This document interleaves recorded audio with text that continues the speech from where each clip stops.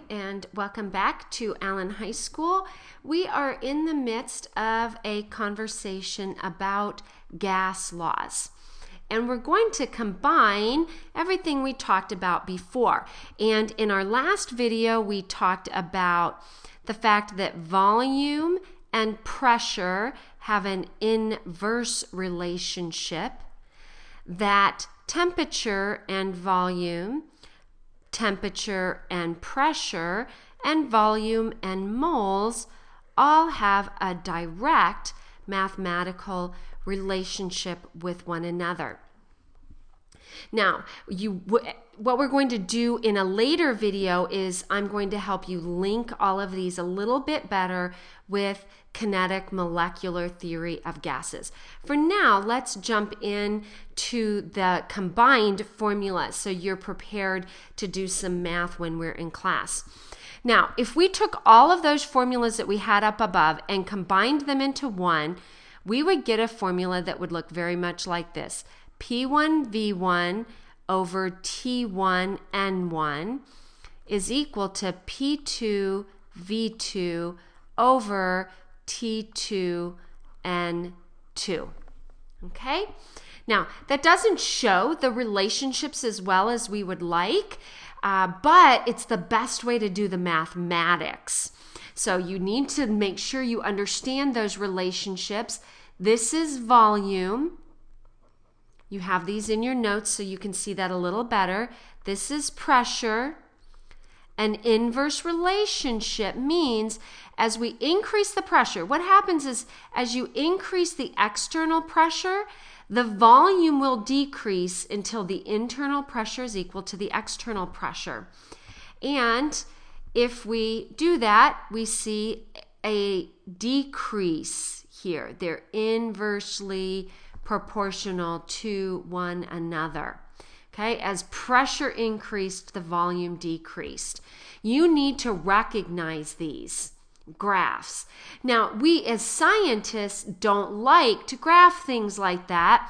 It's a little better now that we have computers that do curve fitting, but we really prefer to have things a straight line. So we can get this to be a straight line if we graph pressure versus 1 over volume. And then we would finally get our straight line. I'm telling you right now, you will see a multiple choice question with these graphs in it that show you, you'll have to pick which one correctly depicts the relationship between volume and pressure. Okay? Now, these next two look like they're identical. I mean, you know, and since they're so small right now, you really can't see what the axes are. You have them in your notes though, and in your notes you see that this one says pressure, and this is temperature, and this is volume. And that's because the relationship is very, very similar. And temperature. And notice that we have to use the Kelvin scale. What we get is we get a straight line, and if we take that line and extrapolate, that's a word you want to know. Let me write that down. You'll see it in your lab. It's a very important word, extrapolate. That means to extend the slope beyond what the data is giving. So if our data is providing this as the best fit straight line, to extrapolate means to extend that slope. Now, if we extend that slope, we hit 0 Kelvin, whether it's pressure or temperature. And notice that these are straight lines, the direct proportionality between pressure and temperature. If we extend that, we hit 0 Kelvin. And do you remember from the movie that was called Absolute Zero? And scientists are so close to that. When a student asked Miss Marusic, she did some research and looked it up. And I would have thought they were within 1/10 of a degree or maybe 2/10 of a degree or something. Scientists are within a nanodegree of achieving absolute zero, which is pretty cool.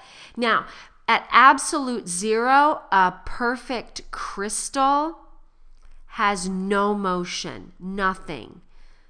perfect crystal, we actually say crystal, I can't spell crystal, has no motion. It has no randomness at all. We'll talk about that later on in a later unit.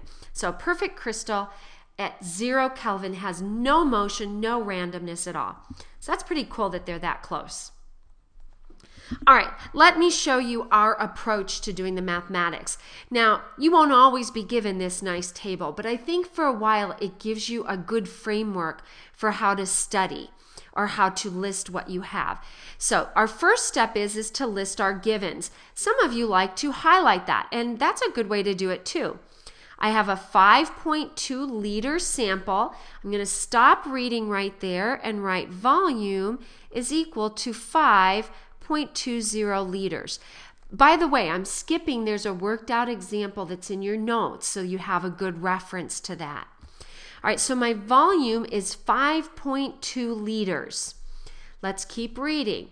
It's heated from, okay, I have a T1. I'm given 2 temperatures from 25 degrees Celsius to, I'm given a second temperature, T2, equal to 100 degrees Celsius.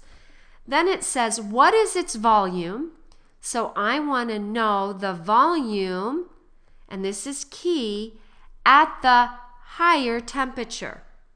Be really careful. I might have had to do a little shifting in my 1s and 2s there if I hadn't written it down right. It says, what is its volume at the higher temperature? It doesn't really matter which one you label 1 or 2.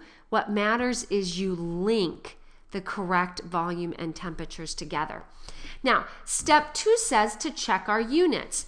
Liters are okay for volume as long as they're the same for the whole problem. So if I have liters for volume 1, I'm going to end up with liters for volume 2. Now, I don't think I can say this enough, kiddos. Kelvin, Kelvin, Kelvin. Don't leave temperature in Celsius. And in fact, if you're good at it, don't even write it down. Immediately say, oh man, I'm going to get in big trouble if I leave this in degrees Celsius. So I'm going to put 298 Kelvin. Okay, that's pretty crappy, my handwriting there. Sorry about that. I almost put 293. 298 Kelvin for T1. And T2, you just add 273.15.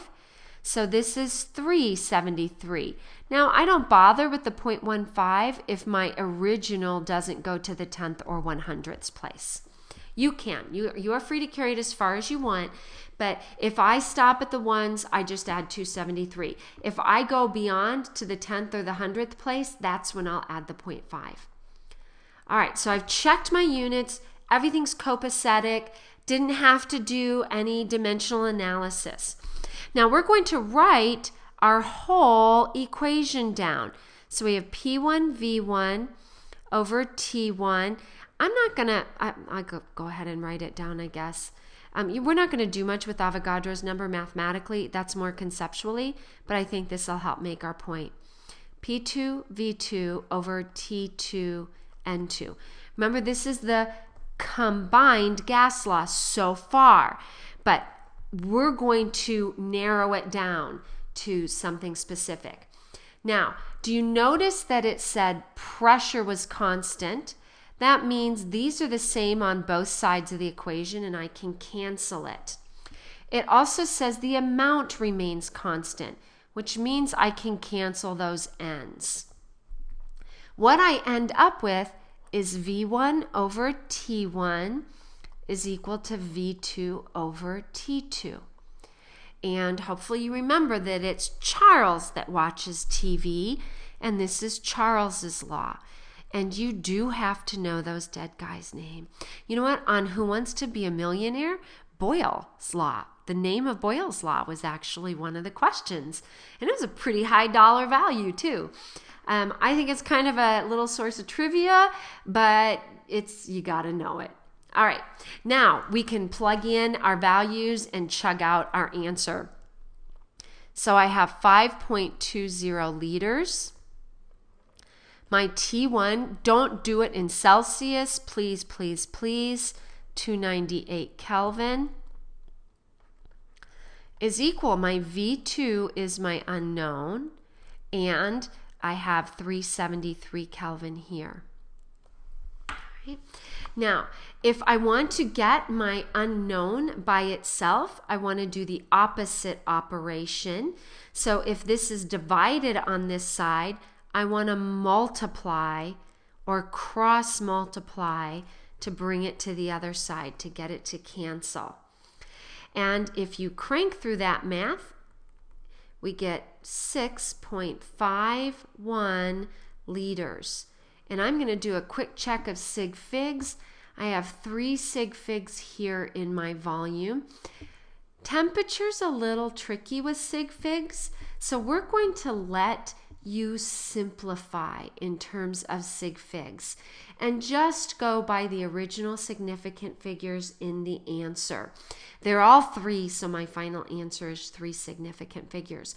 I'll tell you, when we convert from Celsius to Kelvin, we can often change our number of significant figures, and we're not going to hold you accountable for that. So just look back at your original values and write down the number of significant figures.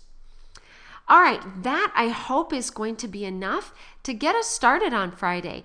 So tomorrow, believe it or not, it's Wednesday night for me. You have a test. Good luck on your test. And until I see you in class, this is your best chemistry teacher signing off.